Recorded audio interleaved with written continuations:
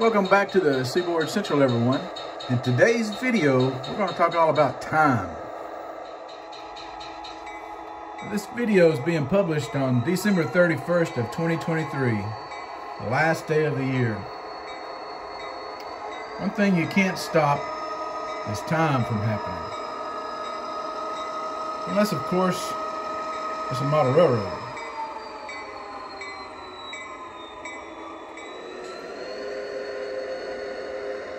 Now, when I first started the Seaboard Central back in the late 1980s, I wanted to keep it current. See, at the time, the Seaboard Central's main inspiration was Eric Brugman's Utah Belt. And he was keeping his layout current, so whatever was happening on the prototype at that time is what was happening on the Utah Belt. And I thought it was fascinating.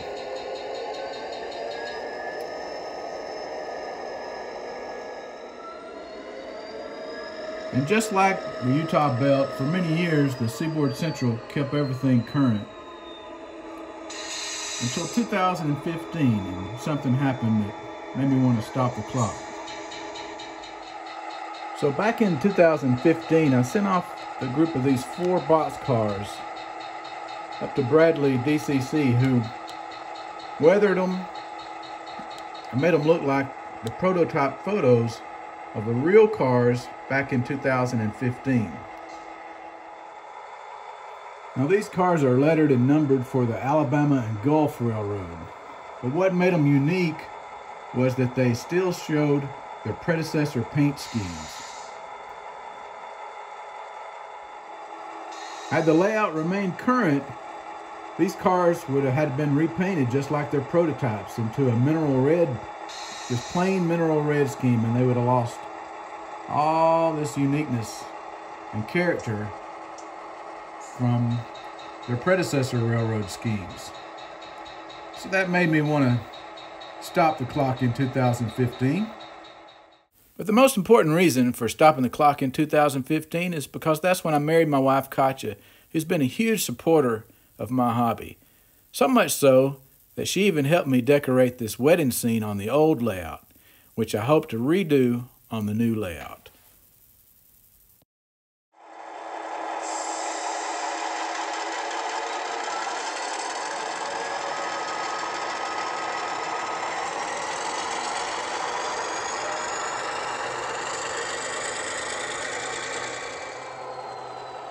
So in today's video, I thought it'd be appropriate to talk about how do we model time, because time doesn't stay the same, even if you've settled on a certain time period like I have.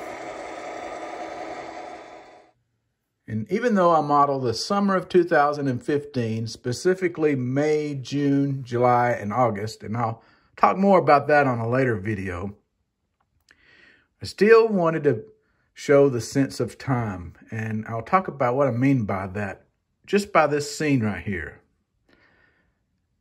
Now you look at this scene, you see a lot of different things going on, but all of it shows the effect of time. At one point in time, many years ago, that industry on the background, that green building, used to get rail service, as seen by the abandoned track back there that's being taken over. I'll zoom in so you can see just how grown up the track is. The track is still there, but it's considered out of service. I see this a lot on the prototype. The remains of something that used to be an industry that used to get rail served maybe 20 years ago. Now look right here in the foreground, right on the edge of the layout. You see the remains of an old switch. See this a lot on the prototype, especially around yards where turnouts are changed out. So perhaps one of these right-hand turnouts, probably the one on the main line, was changed out, and the track department just shoved the old switch out of the way, and it's used for spare parts.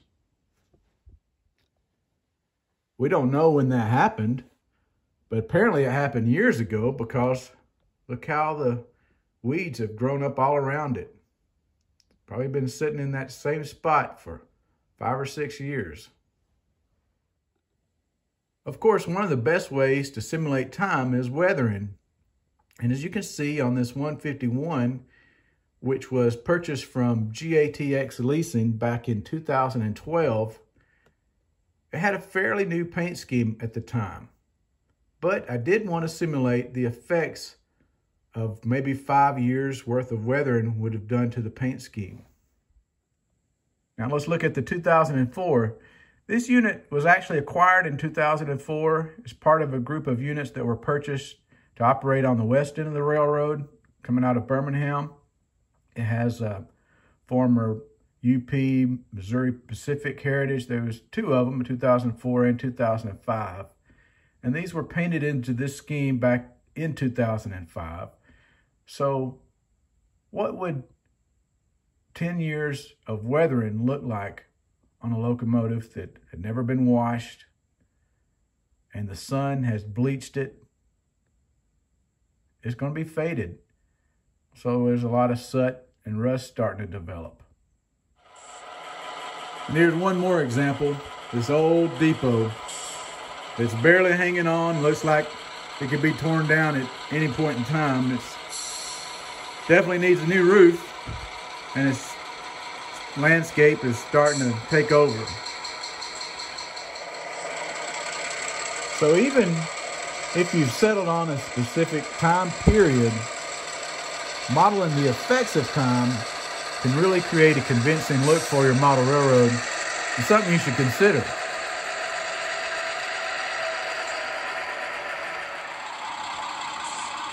So if this video has helped you and you've got something out of it, we consider other things just besides weathering our equipment to show the time and place on our layout. Things like an old cast-off switch or a vacant spur track. Not only does it add interest, it shows time and the effects of time, what happens, just like in real life. So until next time, I thank you, each and every one of you, for tuning in. I hope you have a great new year, and I look forward to seeing what we can do with the Seaboard Central in 2024. So until next time, thanks for watching the Seaboard Central, and happy model railroading, everyone.